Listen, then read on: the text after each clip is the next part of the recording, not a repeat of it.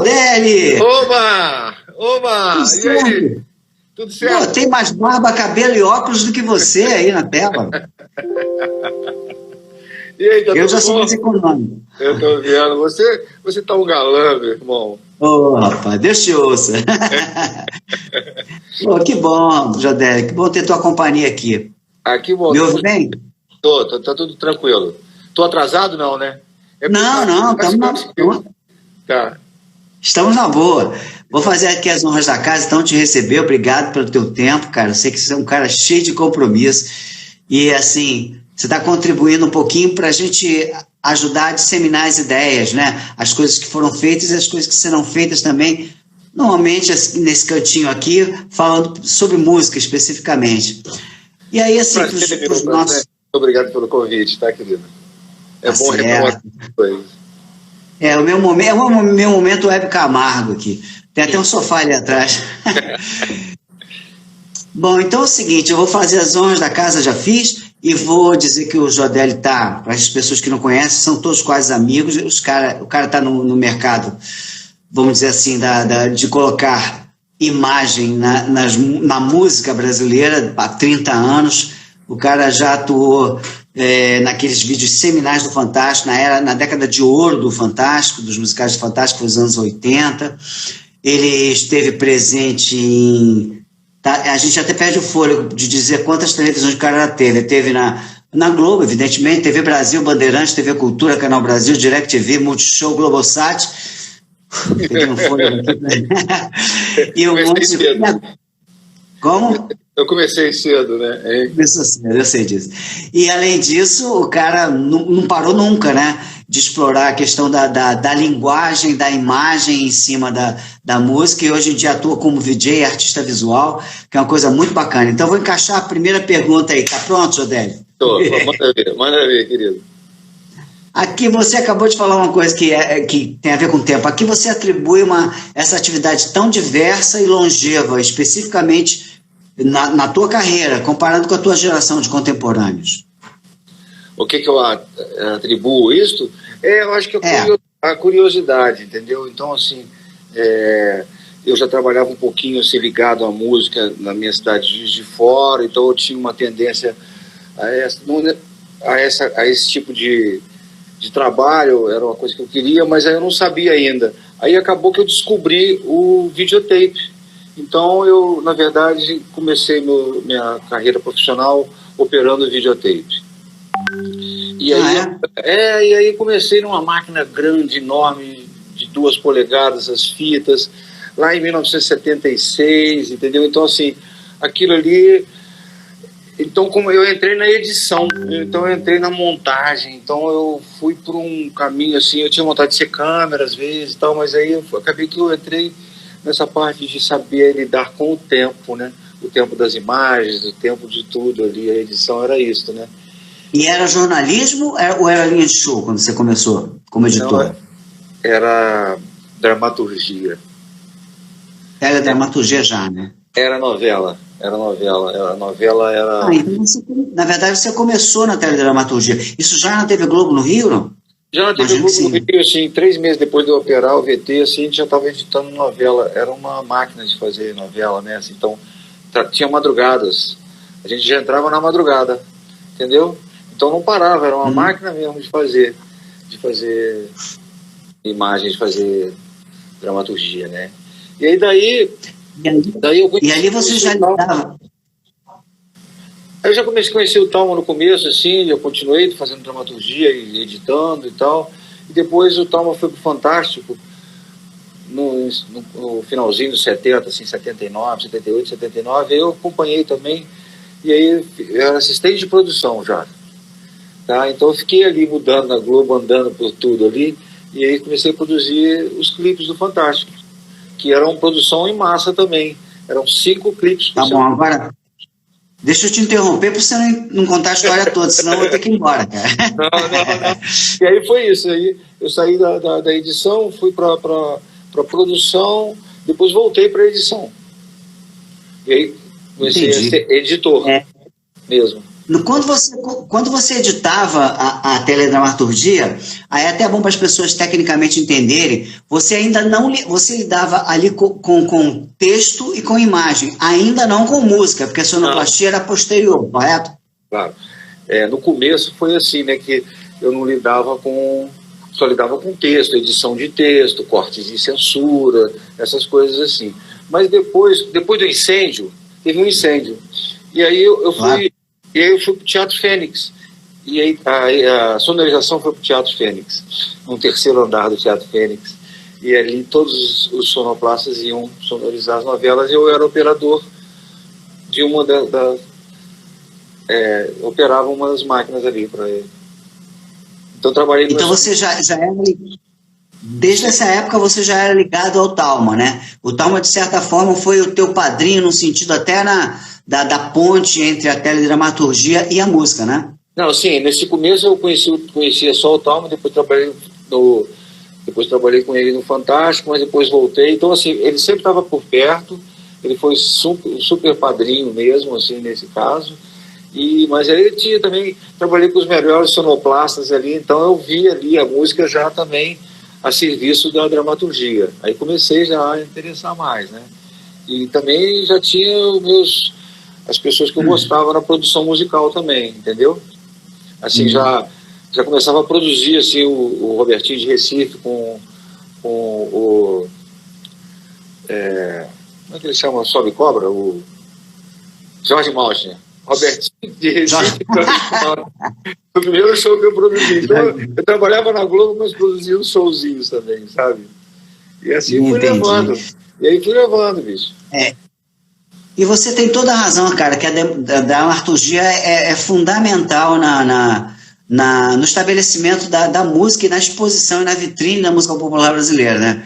Porque se não fossem as novelas, se não fosse o maluco do João Araújo inventar som livre lá naquele momento, nos anos 70, e de certa forma, os clipes, a primeira referência de clipe que a gente tem no Brasil foi lá no Beto Rockefeller, né? Quando já se clipava cenas, né? Parece que tem uma imagem, eu pesquisei, tem uma imagem do Sentado à Beira do Caminho, que é gigante, né? É quase a música inteira dele desconsolado, caminhando por uma estrada, e a música toda, e a música explodiu no dia seguinte no Brasil inteiro, isso ainda na TV Tupi. Então a TV Globo trouxe essa linguagem audiovisual e trabalhou muito, muito, muito, e com a Som Livre virando um negócio, eram parceiras, né? E isso foi muito... Isso explica, de certa forma, as pessoas da teledramaturgia acabarem no musical ou vice-versa, né? Sim, mas é porque também teve uma época áurea ali que o Zé Itamar de Freitas dirigiu o Fantástico, né? E a gente era do mesmo andar, o Thalma e o Zé Itamar, e eles tinham uma química muito grande, e o Thalma gostava muito de música na dramaturgia, então a gente já fez várias novelas. Baixista, né? Baixista, e também ele fazia sapateado, pô, entendeu? Então era um cara... Isso eu não sabia. Um super editor, e aí assim, tinha essa coisa da visão do Thalma, mesmo quando ele fez o Faustão, assim, de misturar as linguagens, sabe? Botar o clipe na novela e também colocar a dramaturgia em clipe, sabe? Então a gente experimentava ali. Desde o final dos 70, o Itamar promovia ali 5 clipes por semana. Né? Você lembra disso, né? Claro que lembro, pô. Eu, entre outras coisas, eu fui a IR muito tempo, mas eu comecei minha carreira como divulgador de TV, que é aquele cara que enche o saco dos diretores do Fantástico, dos produtores musicais, para colocar o seu artista clipado, né?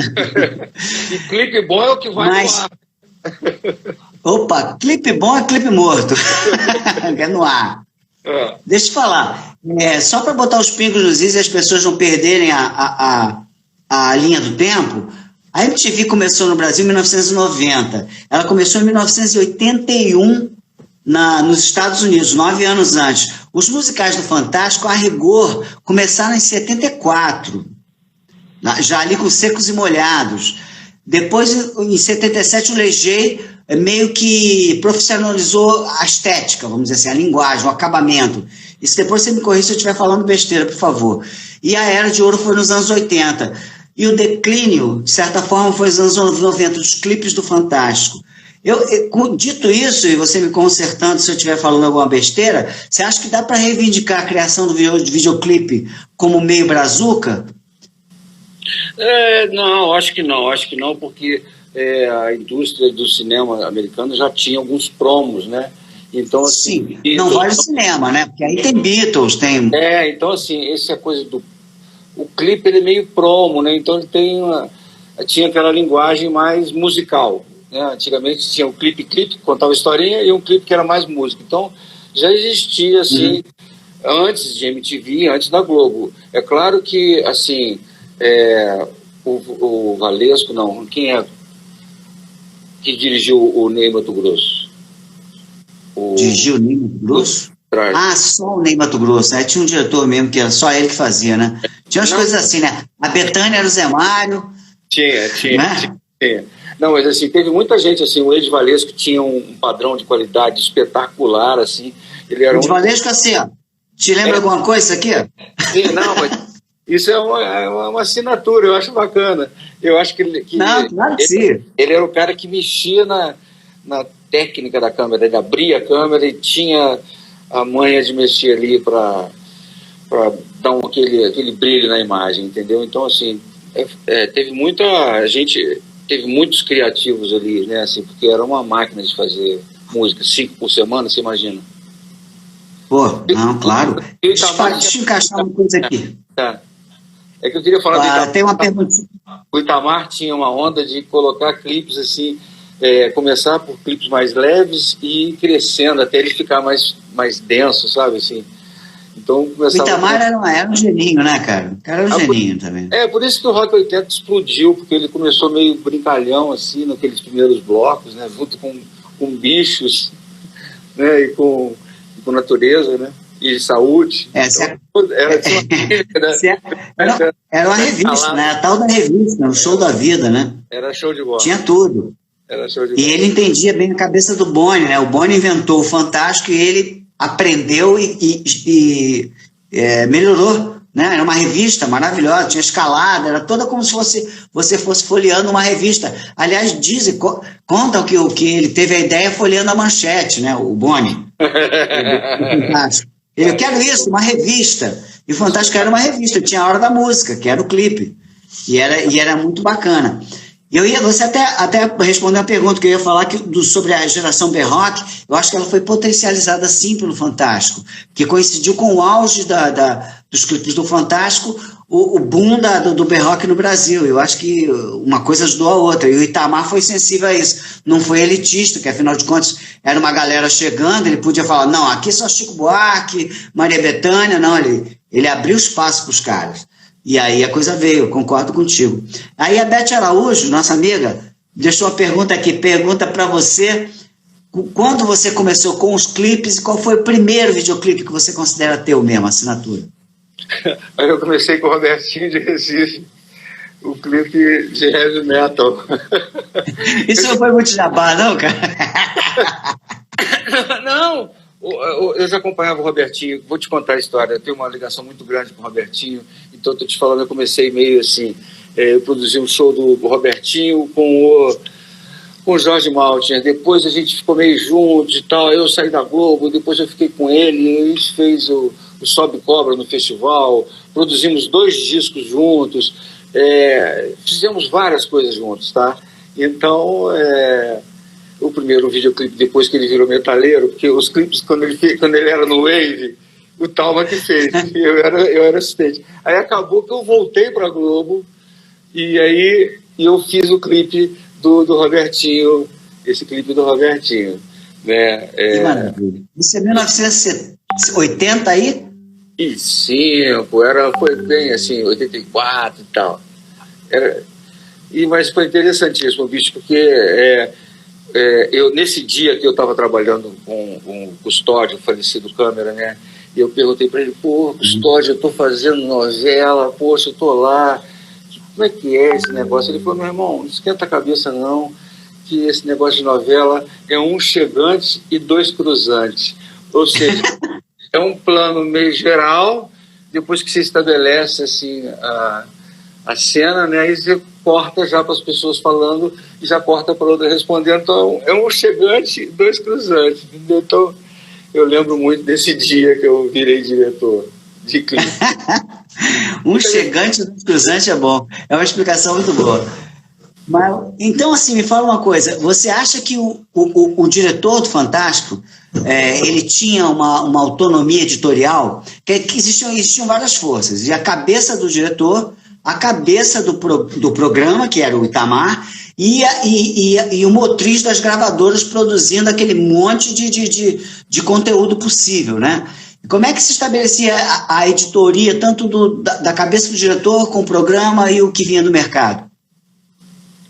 É porque é o seguinte, como o Zé Itamar era justamente o nosso guia, né? Então a gente chegava assim com alguma proposta que vocês traziam para a gente. Pô, como é que eu vou fazer isso? Se eu tivesse uma ideia boa, se o artista já viesse com uma ideia boa, se tudo já encaminhasse, então você tinha ali o mundo perfeito para fazer um clipe bom, porque você tinha vontade de todo mundo. É muito desagradável você fazer uma coisa assim que o artista não está gostando, né? Porque ele é o último, né? Ali você vai esbarrar com ele. Então, eu tentava ser o mais próximo, né? Do que o cara estava querendo transmitir. Apesar de que o Zé estava encomendando, o Zé era muito... Ele estava encomendando. Se você não fizesse o que ele pedia, ele via o teu clipe e falava assim, tá lindo, mas eu acho que vale um complemento. Vai a gente gravar mais uma vez e aí a gente faz aquilo que eu te falei, mas ele não fala assim, a gente faz um lance assim e depois a gente bota mais uma outra coisa que aconteceu naquela semana que ele queria, e aí você faz um complemento. A gente fazia um segundo clipe, ficava riquíssimo, né? Porque eu fazia o clipe 2 vezes, né? Então, e jogava fora o primeiro, né? Que era o que ele queria. É porque nós você misturava, porque aí você tinha coisas boas no primeiro, que você gastou um dinheiro, todo mundo gastou. Não, e a segunda vez a gravadora não precisava de pagar, porque era o complemento do Itamar. Então, a não ser que... Não, então o Itamar falou assim, não, vai lá com uma câmera, pede uma luz, faz... Ele já vinha também com a ideia, entendeu? Como é que você tinha que fazer a paradinha que ele queria. Então você...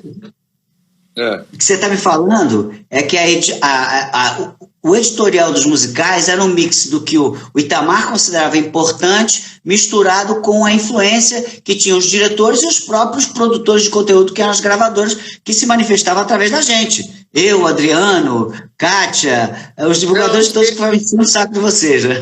Não, sim, a própria canção. A canção era motriz disso, porque a canção, nós tínhamos que... A canção era o roteiro. Símbolo, né? Era o roteiro, a canção já era o roteiro, a canção já falava, a gente tentava transformar aquilo em imagem, mas aí tinha alguma imagem que ele ia encaixar em alguma coisa. Vamos dizer que no começo, porque no começo o B-Rock era realmente mais bem-humorado, ele é mais ska, você lembra muito bem que ele é mais quicadinho, né? Então as músicas eram todas, as músicas do Lobão, as músicas de todo mundo era meio escasinha, né? E aí as músicas eram para uma coisa mais bem-humorada, é o que ele estava precisando, ele não estava querendo história triste. História triste era até o Marcelo Castelo Branco tinha medo do Itamar, tá vendo aqui? Ele tá falando que tinha medo do Itamar. Eu também tinha. O Itamar, rapidamente, eu não sei se o Itamar fez você botar a mão na cabeça do santo. Comigo ele fez 2 vezes. Lógico, você tem que botar a mão toda hora na mão do santo aí. Não tinha internet, né? Aí você falava assim, esse cara ganhou 10 Grammys, 10 Oscars, isso aqui. Ricardinho, bota a mão aqui no São Francisco e fala de novo se é verdade. Muito bom, né? Não, e era assim, super, né? Você tinha que ter uma ideia, assim, que não precisava ser megalomania, ele não queria nada, ele nunca pediu nada. Ele foi um dos caras assim que ele não aceitava ingresso de show, entendeu? Ele era super, não ia muito para lugar, né? Muito coerente. Não fazia viagem, não ia para lugar nenhum, entendeu? Então, assim, mas ele era... o Adriano tinha medo, era do Mário Cebolela. Não, aquele quinto andar ali era bom demais. Era uma produção intensa, bicho. Era uma produção Era demais. intensa. Olha só, aí o Edson Coelho pergunta para você assim, qual artista mais genial com quem você trabalhou e o mais difícil? Edson Coelho, ó. Problema responder. Pode não responder também. Não, assim, eu posso falar assim, olha, os artistas que eu dei mais sorte, assim, né, assim, é claro que, assim, quando a gente fez os Titãs Flores, assim, eu e o Gringo Cardia, a gente não sabia que proporção ia tomar aquilo, sabe? A gente foi só criando, falando, vamos fazer alguma coisa em chroma key? Vamos fazer uma coisa com uma... Aí o Gringo veio com um conceito de trazer a chita. Então ele foi lá na cidade, comprou não sei quantos metros, assim, tipo 100 metros de chita, colou tudo na parede do Teatro Fênix, assim, num painel, assim, e filmou com câmera o que era para ser feito em computação gráfica, ele fez com chitas, e aquilo foi o fundo, entendeu? Então, assim, foi um clipe, assim, que a gente deu sorte. Então, assim, artista fácil, artista difícil, por isso que é bom você também saber o que o artista quer. Você tem que entender todo mundo, a companhia, o dono do programa, o momento que você está vivendo, e aí depois o artista também, em último caso, porque ele vai ter que viver com aquela música, com aquele clipe seu. Ele vai ter, você parcerizou, você entrou na parceria, porra, então você tem que fazer o clipe que todo mundo ama. Então você tem que procurar, né, ler a cabeça do artista também. Agora, me fala uma coisa, o quanto a estética daquele álbum, do artista que tem aquele single do qual você está fazendo o videoclipe, influenciava no teu trabalho especificamente, né? Quando você tem artistas muito personagens em termos de capa, Titãs é um exemplo, né? Você se preocupava em se ficar, pelo menos, nas vizinhanças da estética que o cara escolheu para o disco? Não, sim, claro, o disco era o primeiro, a capa, por exemplo, né? A capa, todo o trabalho fotográfico, dos melhores fotógrafos já tiveram, né? Então era uma pista a se seguir. Você precisava de pistas para fazer o videoclipe, né? Claro. Então era uma declaração que ele deu no jornal, um negocinho que isso que é interessante, que o Itamar, ele lia também as notinhas pequenininhas, ele chegava com os pedacinhos de papel assim e falava assim, eu lembro. Vai lá e faz isso assim, impede, entendeu? Então foi muito bom. Lia tudo, cara. O cara tá muito bem informado, impressionante. Tinha que ser, né? E você acha que você notava uma diferença clássica quando você pegava um artista estabelecido da MPB para fazer um videoclipe e um artista da nova geração B-Rock de comportamento em cena? Era mais fácil dirigir os maluquinhos da nova geração do que os estabelecidos, por exemplo? Não, mas é porque aí também acho que eu não tenho que criar uma expectativa. É claro que eu fiz clipes com o Chico Buarque de Holanda, que foi uma parceria, eu não lembro agora, Chico e Gilberto Gil, que eu fiz na mesma linguagem que eu fazia os meus clipes do Scove e a Máfia, dos Titãs, Fundo Branco, porque eu gostava de coisas muito infinitas. O fundo branco, o fundo preto, o fundo de croma, e aí trabalhava a linguagem em cima disso, entendeu? Então, assim, eu procurava usar também com os clássicos, se eles estivessem afim, né? E os outros, poxa, as canções já eram roteiros. Muitas das canções já são roteirinhos. Os caras já pensavam no filminho. A cabeça deles era filminho. Sim, sim. Uhum. E assim, havia duas formas de usar, né? Eu lembro que eu trabalhei com o Tim Maia, 2 discos, né? 2 discos com o Tim Maia dá para escrever 10 livros, né? Se você quiser, só sobre o que acontecia. Então, por exemplo, o Tim Maia, a gente sabia que só podia contar historinha. Se conseguisse gravar uma base com ele, já estava bom demais. E o resto fazia com atores, encenar, porque era impossível domesticar. E também era bem difícil, imagino, você travar o Chico Buarque e falar assim, Chico, vamos fazer uma cena de amor aqui, complicado. Você já ia pelo caminho também mais fácil de realizar, não? Claro, claro. Então, assim, você pode bater uma palminha para mim aí, você pode dar uma dançadinha, assim, sabe? Então, aquele mínimo já tá bom demais, entendeu? Assim, entendeu? Você estava sabendo, já tinha a manha da edição também, era bom isso, entendeu? Você já poupava o artista. entendeu? E você acha que o Fantástico, sem dúvida que o Fantástico tinha, com esse monte de diretor talentoso, com possibilidades logísticas de fazer as ideias, né? Que a Globo sempre deu para a teledramaturgia, para a linha de show, para tudo. Você acha que o Fantástico é mais a escola mais vigorosa do videoclipe no Brasil, ou foi a MTV com a linguagem americana quando ela chegou aqui a partir dos anos 90? O que recrudesceu a linguagem do videoclipe no Brasil? Não, é o seguinte, ó, uma foi mais pioneira do que a outra, porque uma antecedeu, né? Então o Fantástico, tanto que a gente alimentou a transição. Quando a MTV veio para o Brasil, os clipes eram quase todos eram nossos, eram da companhia. As companhias foram parceiras do Fantástico muito, entendeu? Porque as coisas começaram a ficar meio viagens também, todo mundo começou a viajar, foram os anos dourados. Vamos gravar em Nova York amanhã? Vamos. Vamos não sei o que, não sei aonde? Vamos. Vamos para o Pantanal? Vamos. A gente ia, entendeu? Assim, então, eu acho que a gente veio antes, a MTV demorou para entrar, então a gente via a MTV americana. Então, assim, a MTV americana estava operando aqui na cabeça dos diretores daqui também. Sim, claro. Mas aí, com o advento de um negócio chamado...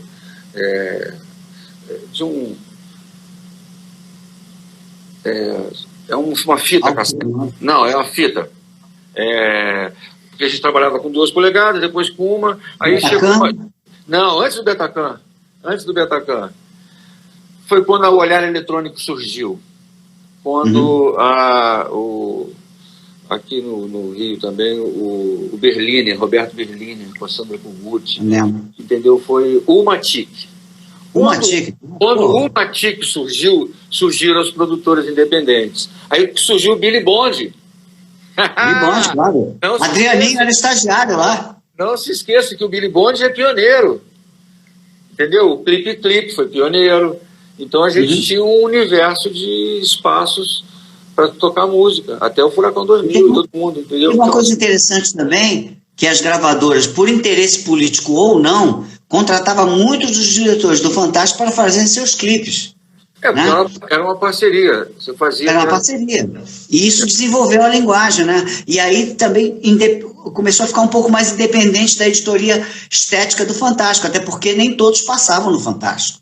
Né? Você fazia clipe porque tinha consumo. Ele passava no Billy Bond, ele passava na MTV, ele passava não era só no Fantástico, né? Fantástico era 5 por semana, no máximo. Pois é, então se você não passou naquele mês, esperou aquele mês inteiro, você vai ter que rodar o clipe em algum lugar. Rodar. É difícil, né? não tem espaço para tudo, né, bicho? Então, e a MTV tinha mais espaço, era 24 horas de música, entendeu? É claro que também, naquela época, assim, começou a mudar um pouco o comportamento dos executivos em relação à música e inventar um bordão de que música não dá ibope. Ah, meu Deus, foi o caos. Você não lembra disso, não? Foi quando surgiu os Aqui e Agora, quando surgiu a violência, assim, a violência no final da tarde na TV, a Globo sucumbiu e chamou para o diretor do Fantástico, um diretor de um programa desse, Aqui e Agora, e ali já começou um outro tipo de Fantástico, né? Depois que o Carlinhos voltou de novo, mas já era tarde, o estrago já tinha sido feito, porque as músicas passaram a ter 2 minutos, você entendeu? Aí tudo as músicas foram começando a ser achatadas, ficar menor, o espaço da música era menor, você tem 2 minutos, você tem 1 minuto e meio para falar e 2 minutos para tocar a sua música, acabou o seu tempo, música já era. E aí depois os realities mataram mais ainda, e eu ganhei assim, música na televisão, né? E aí a MTV... a linguagem, a gente fala musicais do Fantástico, não está exatamente correto. Os videoclipes do Fantástico, os musicais eram os formatos do Globo de Ouro, eventualmente até do Chacrinha, né? Que o cara vai lá e faz uma performance em cima de um playback. Mas classicamente o Globo de Ouro. E eram paradas as pessoas queriam ver os seus artistas na TV. Não sei quem inventou essa história de que música não dava ibope, cara. Mas é porque é o seguinte, se você vê o Facebook hoje, essa coisa de violência, tem uma parte do Facebook que é aquela parte de watch, né? Se você for ver, é só pancadaria, é só correria, é só carro de polícia, é só coisa assim. Então, essa história triste vende muito mais. Então, a história violenta... o lado negro da força vende mais, infelizmente. Como é que chama isso? Mundo Cão. Aí o Mundo Cão veio para televisão, e aí agora tentam botar um verniz. Mas aí o estrago tinha sido feito também, porque aí teve Napster, teve tudo junto. Você entendeu? Mas vamos ficar mais... Eu estou misturando tudo, mas é porque a situação foi ficando cada vez mais preta. Né? Não, você tem razão. Acho que principalmente o povo na TV é um marco nisso aí, porque ele começou a criar audiência com tragédia, né? E as classes C, D e E, depois veio o Plano Real, que potencializou ainda mais as classes C, D e E aí elas começaram a mandar nas editorias, começaram a querer ver o cara chorar na TV, contar a história da menina abandonada, contar a história, e modificou tudo, cara. Isso foi muito ruim, e a música foi prejudicada nessa história toda. Agora fala um pouco de lado do Luz, Chico e Caetano, fala aí como é que foi fazer esse... Isso foi histórico, né, cara? Não, isso aí foi junto com o Misto Quente, né? Foi uma sequência... Misto Quente, boa! Porque foi toda uma... como o Talma e a engenharia da Globo eram também muito íntimos assim, em termos de procura de linguagem, desde os festivais. Então a gente pegava lá uma fitinha com Very Light. O Gênesis tinha criado as luzes que... Aí o Talma falou, cacete, aí ele entrou em contato... A Very Light não tinha, aí o Talma falou, porra, então coloca 18 canhões fazendo aquele desenho no festival. E aí no Festival dos Festivais a gente gravava já em 16 canais. O Misto Quente também a gente levou a máquina de 16 para o caminhão, então a gente gravava em 16 o Misto Quente, todo o show foi gravado em 16. E aí quando foi no Chico Caetano, aí a Som Livre se envolveu, e todo mundo se envolveu, a engenharia toda, e a gente colocou 2 máquinas de 24 canais, bicho. Então, assim, e luz e tudo. Então, assim, a gente preparou tecnicamente para esse encontro. Foram 9 encontros só, parece que foram... Parece mais, né? Parece mais, foi de abril a dezembro. Foi, assim... Foi o ápice, né, assim, da música popular. Eu nunca mais esqueço do ensaio do Tim Maia no ar. Você lembra disso? Claro que lembra. Mas lógico. Tim Maia foi ensaiar, mas não foi na gravação. Aí o Talma vocês tiveram a coragem de botar o ensaio no ar, achei aquilo genial. O ensaio tava bom pra caramba. Não, mas a gente gravava, aquilo foi, o Daniel Filho falou assim, Zadeli, o Tim Maia quer uma segunda mesa só para ele, uma mesa de som para ele. Hoje em dia todo mundo tem uma mesa de som, você bota no contrato, sim, eu quero uma mesa para mim, ou quero operar a mesa, se for de vocês. Às vezes o artista quer até, agora hoje em dia em festivais, o cara quer uma mesa analógica. Então ele sabe. Então o Tim Maia pediu a mesa dele, então o Tim Maia ficou feliz demais, porque ele falava, tinha eco, tinha grave, tinha agudo. Não tinha o que reclamar. E ele ficava assim, para mim. Aí Jadeli, me dê motivos para ir embora. E ficava fazendo gestos de sacanagem. E aí depois o João Paulo de Carvalho teve que cortar todas essas referências ilícitas, as referências ilícitas que ele tinha feito, entendeu? Porque, né? Então, aqui... Mas o Tim Maia, é melhor a gente parar de falar dele porque dá uma enciclopédia, cara. Eu já quase que eu falei, mas não. É muita história, cara. Mas como é que era lidar com o Chico Caetano? O Chico estava voltando a pisar na TV Globo, né? Ele tinha meio que jurado não pisar mais na Poligram, a gravadora dele, e tinha problemas de cunho mais político, né? Com a TV Globo. Ali ele se casou de novo com a TV Globo, fez um encontro que seriam os 2 nomes mais importantes, com gente importante pra caramba, Mercedes Sosa, teve de tudo, teve B-Rock. Quem fazia a seleção musical? Era o Talma, era você, era o Chico Caetano? Era assim. era bem divididinho assim nessa parte. O Chico vinha com os convidados dele, geralmente os convidados internacionais eram do Chico. Eu não sei como é que foi feito os contratos, assim, mas os convidados, se você for ver bem com os convidados, quase todos eram do Chico, mas o Caetano não concordava. O Caetano vinha com algumas sugestões e algumas vezes já eram pessoas que ele já tinha combinado, outras vezes o Talma falava, era o Daniel Filho, Euclides Marinho, Nelson Mota, tomara que eu não esqueça ninguém, Daniel Filho, né, eu já falei, né? E o Talma, Caetano e Chico, a gente sentava na sala do Daniel e a gente falava, e aí? Fulano quer, fulano não quer, fulano pode, fulano não pode. Olha só, eu quero falar uma coisa com vocês. Em julho eu não vou poder trabalhar, não. Eu não vou poder gravar, não. Não. Então, que bom. Então vamos gravar 2 em junho? Não, porque eu tenho que ir para Paris. O Daniel, então tá, a gente vai para Nova York, Talma vai para Nova York, fulano também vai para Nova York. Aí, assim, era um luxo total. Era totalmente amigável. A gente conversava ali e falava, então tá bom, vão ser 2 de junho. Isso tem que avisar em abril, pô, né? Então, assim, a gente já tinha começado em janeiro, fevereiro, então, assim, foi muito natural. Tom Jobim, entendeu? Então ia escolhendo os nomes, já surgindo os nomes, que eram os nomes que eles trabalhavam, que eles gostavam. E aí a gente ia tentando. E aí como é que ele chama do Piazzolla? Astor Piazzolla.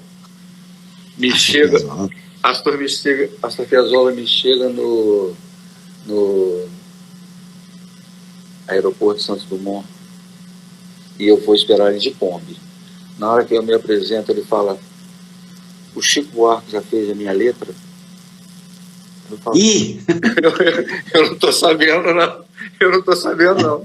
Aí a gente sai de lá, vai para o ensaio. A primeira coisa que ele fala para o Chico: Chico, e aí, fez a minha letra?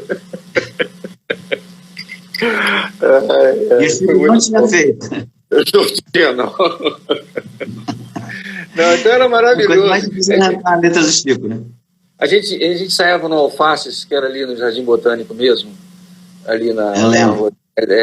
E ali é uma quadra do Teatro Fênix, entendeu? Então, assim, a gente fez um forninho, né? Ensaiava, depois gravava, entendeu? Cobria tudo, gravava os ensaios. E com essa experiência que você teve anterior com a teledramaturgia e depois, né? Rainha do Sucata, etc., você diria que é mais fácil trabalhar com ator ou cantor? Eu acho que... tudo depende da vontade, mas eu acho que o ator é mais preparado. O ator vai para se dar, entendeu? E às vezes o artista ele vai com alguma coisa já preconcebida, assim, e às vezes não se explica bem, às vezes tem mais... porque também o processo de trabalhar com ator é um processo mais longo, então você vai trabalhar uma novela 6 meses, 8 meses, entendeu? Então claro. é um outro relacionamento. O texto do cantor é dele próprio, né? O texto do ator é de outro, né? Não, mas o ator está afim de se integrar, sabe? Se jogar no papel, está afim de falar: como é que você quer que eu faça, meu filho? Dona Fernanda pergunta para você: como é que você quer que eu faça, meu filho?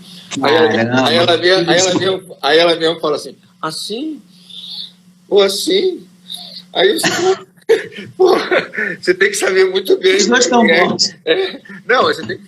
mas sabe, todo mundo já... É legal quando o ator já vem também com o seu estudado, né? É muito chato, assim, quando ele vem sem estudar o texto, então todo o elenco fica ali meio... Então, assim, isso é chato também, né? Mas... Muito bem, Jodelli, vou encaixar mais uma pergunta aqui de um amigo nosso, Antônio Carlos Miguel.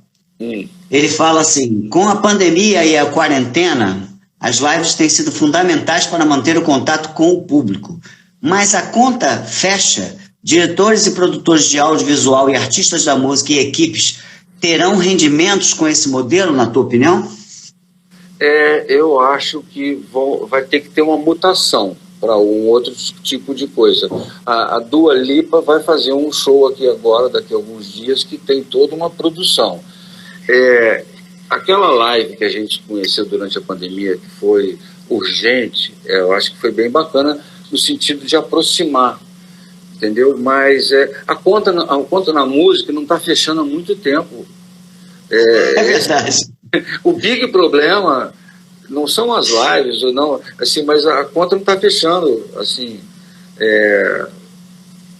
com os streamings de músicas, tudo ainda não tá voltando para o artista, nem está voltando para os investidores tanto assim. Então, assim, é preocupante, sim, de como é que vai ser essa reação, mas eu acho que vai ter uma mutação e o online vai continuar para sempre agora. Então, o artista vai fazer o seu show e vai fazer um online, ele vai responder coisas. Eu acho que ele sempre vai ter o online junto agora. Muito bem, José, olha só, eu não queria perder mais tempo agora, que eu quero muito falar com... A gente não perdeu tempo nenhum até agora, pelo amor de Deus. Mas focar um pouquinho nessa história de VJ. Para começar, assim, eu imagino que VJ, quer dizer, a primeira vez que o brasileiro teve contato com VJ foi para definir aquele cara da MTV que ficava apresentando os clipes, que era completamente diferente do que a gente conhecia do DJ. Que DJ era o disc jockey, era o cara que fazia tocar e pegava o disco, tocava e só tocava o que ele, disc jockey, queria. Existia um talento artístico ali. O VJ da MTV não tinha talento artístico nenhum, a não ser de ator. Apresentar bem um clipe, que é uma arte, mas ele não tinha poder sobre a editoria daqueles clipes, né? Aí, quando esse termo foi transportado para artistas visuais como você, eu acho que ele fica um pouco menor, você não acha, não? Menor o termo VJ? Para definir artistas visual. Mas é porque é o seguinte, na verdade, eu vou contar assim, eu não sabia que eu estava fazendo VJ, nem a gente sabia que era esse nome. Então, assim, muitas coisas assim, a gente fazia VJ, a gente achava que era VJam, a gente achava que era outra coisa, assim. Eu estava trabalhando com o Lulu Santos, daqui a pouco já com o Gilberto Gil, com o Netinho. Eu descobri ali o Netinho foi tão incrível que ele comprou um Pro Tools para sincronizar os vídeos que a gente fez, para ficar sem um mínimo de latência, tirou a banda do palco, botou só ele, dançarinos, visual no fundo e a banda dos lados. Entendeu? Então, assim, era uma coisa assim que ninguém estava começando a se preocupar um pouquinho com os visuais. Com o Lulu Santos foi uma experiência diferente, porque o Lulu, ele me chamou em 97 para fazer um clipe para passar no show, sincronizado com o Gabriel Pensador. Ele cantava com o Gabriel Pensador, o Gabriel não podia ir no show, por que não colocar em vídeo? Já que ia ter uma música em vídeo, por que não fazer mais músicas em vídeo? Aí fomos fazer visuais para as outras músicas. E aí ele falou com toda a sabedoria, não precisa ter vídeo em todas. Podemos ter luz, light show, que eu adoro também, você não cansa a retina. Então, assim, e aí daí nós fizemos também com o Matic, entendeu? Em que a gente tinha o Matic do Gabriel sincronizado com a base da música, um clique ali dentro, o pessoal da projeção, da One Projeção dava play, a banda tocava em cima e ele estava cantando em sync. Pronto, essa música já era, e aí a gente fez mais 9 músicas, e aí sim eu comecei a atender artistas nesse negócio de conteúdo com os visuais, entendeu? Então ajuda a gente a entender um pouco mais. Então o VJ, ou melhor, vamos chamar de artista visual, aplicado ao show, ao espetáculo de um artista, de um cantor, ele é um cara que é um dublê de cenógrafo, iluminador e artista também, né? Porque ele compõe coisas visuais para a composição litero-musical, não é isso? Sim, claro.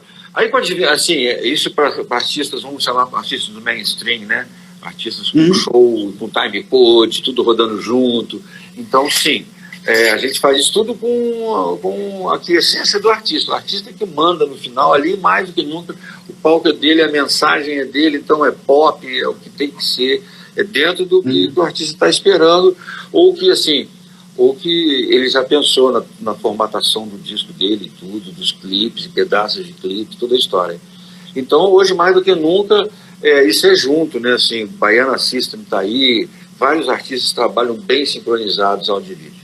Mas o VJ, assim, que como a gente conhece, assim, esse VJ, ele começou mais na música eletrônica, tocando vídeos e tocando no tempo da música e criando alguns... E os softwares começaram a ficar mais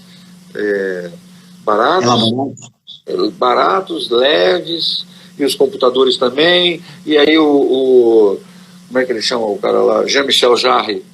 Porque é assim, o artista... Com a mão na luz, assim, tocando harpa sonora. Assim, como o Gênesis financiou o Very Light, o Jean-Michel Jarre financiou um software de visualização de música, que você colocava em cada tecla do teclado uma música, uma imagem. Então você conseguia tocar junto com o cara. E às vezes depois com o MIDI, aí todo mundo junto, entendeu? Então, assim... Mas aí a música eletrônica explodiu, os DJs começaram também a ter uma coisa independente, fazer seus visuais para ali, às vezes sem vocal, sem nada, só bate-estaca, só... E aonde o VJ, o artista visual, ele é o espetáculo? Existe um espetáculo solo de VJ para você apreciar? Claro que sim, claro que sim. Existem, assim, artistas mais autorais, assim, que independem eles mesmos até geram as músicas, ou eles contratam alguém para fazer as músicas para eles, ou tem parceiros musicais, e aí existe todo o mercado que são de VJs autorais, e aí tem festivais, e aí tem... Esses VJs autorais, o áudio é de alguém com quem ele trabalha, né? Ele contrata alguém para criar a base sonora das imagens dele, é isso? Às vezes ele pode também tocar com um artista que gosta muito dele, ou que contrata ele, e ele trabalha para aquele artista, então ele coloca toda a criação dele para o Vintage Culture. Então ele é parceiro daquilo. É o VJ Hermes, meu parceiro, trabalha com um artista tal. E tem muitas parcerias, então o pessoal que trabalha com o Chemical Brothers já trabalha, esqueci o nome dos caras, mas já trabalha desde o começo, entendeu? Então, assim, existem as parcerias, sabe? Vou dar um passinho aqui para trás só para perguntar uma coisa que eu queria muito saber e que eu acabei passando batido.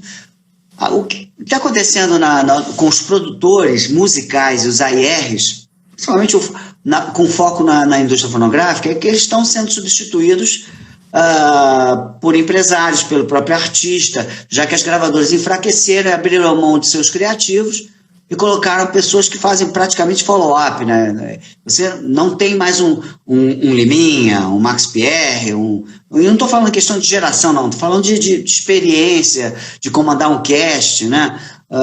Você não tem mais dentro de gravadora, quase nenhuma gravadora isso. Você tem pessoas que acompanham o desenvolvimento dos produtos de artistas e botam na rua na hora certa e fica ligando. Mixou? Masterizou, né? Não é mais aquele cara, essa música tá errada, tem muito... Pô, não é, peraí, tem que ter mais introdução, menos introdução, não tem mais isso. A IR praticamente é uma arte morta. Agora, trazendo por vídeo, você acha que também os diretores de clipes são uma arte morta, que está sendo assassinados pelos celulares e pelas câmeras digitais? Eu discordo de tudo, tá? Eu discordo de tudo. Eu acho que, assim, talvez as gravadoras elas tenham um AIR agora que é mais pressionado pelos investidores, vamos falar assim. Se você pega... A gente já era muito pressionado. Não, mas isso o André fala no livro, né, que depois que a Wall Street entrou, então mudou tudo. Mas eu acredito assim, pensa no Emicida, pensa nos selos. Eu acho que a vida criativa está um pouco fora das companhias. Nas companhias está o estabelecido. Lá, se você quer o estabelecido, lá está. É claro que tem uma pontinha, outra aqui de distribuição, uma outra coisinha ali, mas assim, então eles estão bons para criar o cara que já vem estourado, já vem com tudo pronto, com o staff dele, com tudo, eventualmente a companhia ajuda porque ela tem outros artistas, então ela tem sinergias com o Spotify, com tudo isso, entendeu? Então as companhias, é claro que elas têm maior facilidade, né? Mas os independentes estão crescendo muito, entendeu? Então eles estão estabelecidos. Esses caras são mais preocupados com a música deles, porque eles estão trabalhando naquele nicho, sim. Aí eu acho que os caras trabalham mais nessas correçõezinhas. É claro que eu acho também que as companhias, todo mundo adora dar pitaco e aí adora falar faz assim ou faz assado, e às vezes o artista topa, às vezes o artista não topa, né? Assim. Todo mundo tem o Itamar de Freitas em si, meu amigo. Mas eu acho que diminuiu muito assim, o poder deles com o artista e o empresário do artista, hoje em dia determinam e falam, não, meu amor, eu fiz uma pesquisa, eu gastei um dinheiro aqui, já tenho investidor, sei lá o quê, já tenho um compromisso de fazer com essa cara. Mas e o paralelo para o produtor de imagens que clipam a música? Esse cara está menos... É menos Jodelli e mais o amigo da banda que gosta de fotografia? Não, assim, existe muito a turma. Você quer trabalhar, você faz sucesso, então hoje em dia você quer trazer junto com você quem está da sua comunidade, entendeu? Então quem veio junto contigo. Então o cara cresce junto contigo. E se ele precisar, ele chama um fotógrafo, entendeu? Se ele precisar, ele chama um diretor, entendeu? Mas assim, eu acho que assim, o artista ele está com domínio completo da imagem agora, sabe? Mesmo ele dependente. É verdade, verdade. Dependente. Então ele pode chamar o marido ou a esposa para fazer, e ele quer aquilo, ele quer aquilo. Porra, aquilo é ele, né? Aquilo é ele. Então você tem que entender o artista. Eu acho que agora ninguém sabe de nada. Né? O artista está presente. Você pode falar para ele, olha, bicho, eu acho que, pô. Ele fala, boa. Né? Legal, entendi, Jodelli. Agora me fala um pouquinho dessa tua última ocupação de passarinho. Você é um dos Birds on the Wires do Jarbas Agnelli. Como é que é essa história? Conta pra gente. É assim, desde aquele final dos 90 e começo do 2000, naquele negócio do bug do milênio, então eu conheci o Alexandre Machado, que era da W, e aí acabei conhecendo o Jarbas na W. Era uma dupla imbatível, entendeu? Então, e o Jarbas me mostrou uns trabalhos eletrônicos, umas coisas que ele mesmo editava com os Mac dele. E aí eu estava fazendo um festival desses de VJam. Eu não sabia que eu estava fazendo. Eu queria criar um festivalzinho. E aí, depois da feira CD Expo, lembra? Eu lembro. Aí eu falei, pô, agora eu quero criar uma outra coisinha aqui, nessa coisa meio cyber. Aí eu fiz um evento na Fundição Progresso, chamei os Jarbas para tocar, foi todo mundo. Foi o Muti, o Giga Riscandor, Renato Lopes, a noite inteira. É noite de rave. Um negócio. E imagens. O Muti, olha que interessante, o Muti fez as imagens e colocou uma imagem em cada fita. Então era 3 VTs, ele dava um play nos 3 VTs e eram 3 paredes, as imagens rodavam, entendeu? Porque não tinha computador para rodar a imagem, tinha que rodar em fita, sacou? Então eu já trabalhava com Java desde então, e aí depois a vida afastou, ele ganhou vários leões de ouro com as coisas dele lá, com a semana, né, da época, aquele clipe lindo e tal, e eu acompanhando, e a gente... Mas aí depois eu encontrei com ele agora recentemente, e ele falou, pô, Jodelli, tô cheio de música, tô com um HD lotado de música. Eu falei, é? Aí eu falei com ele, pô, vamos ver. Aí eu ouvi as músicas, aí falei, pô, tô trabalhando com o Fausto, tô a fim de...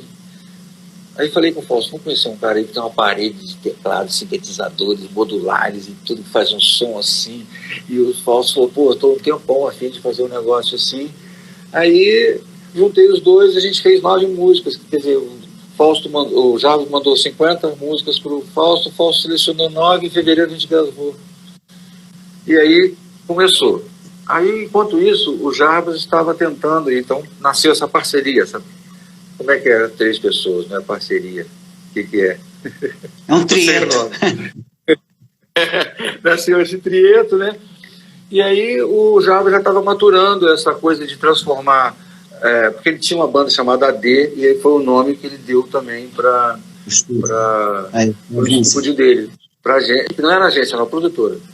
E aí, depois de um tempo, ele resolveu acabar o AD Studio e fazer o Birds on the Wire, que é um filme que ele ganhou há 10 anos atrás, um prêmio lá no Guggenheim, um filme que ele fez em cima de passarinhos no nos fios, assim, ele escreveu uma música. Cada passarinho era uma nota, e com isso ele ganhou um prêmio super. Legal. E aí ele montou esse novo projeto dele, que é mistura como se fosse uma agência, como se fosse uma produtora, entretenimento e tudo. E aí a gente fez um balaio e ele me convidou para ser um passarinho dele. Então agora eu estou lá. A gente está quase chegando, como passa rápido, cara. Conversa boa, problema. Então, assim, o que você pode esperar do público para esse tipo de... Por exemplo, no caso específico desse trabalho esse trabalho atual, com o Agnelli, de poesias musicadas, vamos chamar de textos com bases. O que é isso? Isso é artes plásticas, na tua opinião? Isso é música? E qual é o comportamento que o consumidor vai ter com esse tipo de expressão musical? Isso na verdade é uma espécie de spoken word, entendeu? É uma poesia falada. Então, é claro que agora, com o Jarbas, ela vem mais eletrônica, tá? Mas com imagem também, e com a poesia da Fernanda Jung, com a poesia da Fernanda Takai, com a poesia com remix do Vinícius, tá? Então, assim, eu acredito que é um universo da poesia, assim, ali do meio, poesia, música. Eu me lembro sempre do Pedro Bial. Sempre me lembro daquela música, Cartão Postal, como é que chama aquela música, viu? Não, é Filtro Solar. Filtro Solar. Entendeu? Assim, aquela meio Laurie Anderson, sabe? Laurie Anderson, essas coisas assim. Ok. Na verdade, assim, não importa, né? Se é poesia, se é literatura, se é... O importante é que as pessoas consumam e aumentem o contato, a interface delas com a poesia, né?